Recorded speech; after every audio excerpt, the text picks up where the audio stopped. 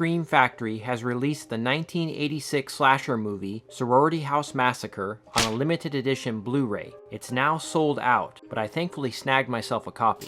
I first saw this one in the early 90s when my friend stayed the night. My dad rented it for us from a video store called Video Warehouse, and I remember loving it back then, but I hadn't seen it in many years. Sorority House Massacre is about a young woman named Beth who, after the death of her aunt, moves into a sorority with her friends. Now she immediately has weird visions and dreams as soon as she enters a sorority house.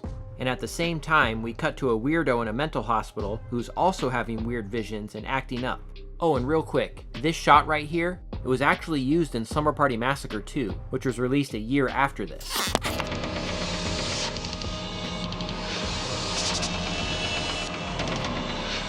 Now this movie, its sequel, and the Slumber Party Massacre series were all produced by Roger Corman, so for whatever reason, they decided to use this brief little shot in the Slumber Party Massacre sequel. Interesting. So the crazy guy escapes from the mental hospital and makes his way to the sorority, setting his sights on Beth and her friends. What's going on with Beth's visions? What's her connection to the killer? And who will survive this sorority house massacre? I had a blast with this movie. Now the plot line isn't the most original thing, but what slasher movie is? It's clear that writer-director Carol Frank was inspired by the original Halloween with a dash of Nightmare on Elm Street thrown in.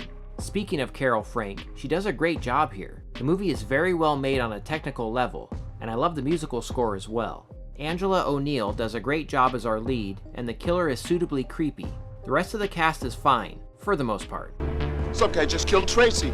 Honestly, it only adds to the charm. I actually thought this movie had some decent characterization as well. You actually cared for some of these people, which was nice. Now the movie is a little choppy at times with some of the editing, and I do wish there was a bit more variety to the killings. It's not bad. The gore is good, and the death scenes have a nice intensity to them. I just wish we had gotten a little more variety. But yeah, great movie. I'm always happy when a movie I loved as a kid still holds up. Scream Factory provided a new 2K scan from the original camera negative, and the film looks beautiful. Vibrant colors, blue tinting to some of the night scenes. I love it. Now some dimly lit scenes were a tad grainy at times, but overall this is a beautiful restoration. Audio is a 2.0 mono DTS track, and it sounds fantastic. Special features were actually pretty heavy for a limited edition release. New to this release are a couple of audio interviews from lead Angela O'Neill and film historian Amanda Reyes. We've also got the extended UK VHS cut, which has some extra character stuff in it, and 3 interviews ported over from the old Scorpion release, which is also long out of print as well.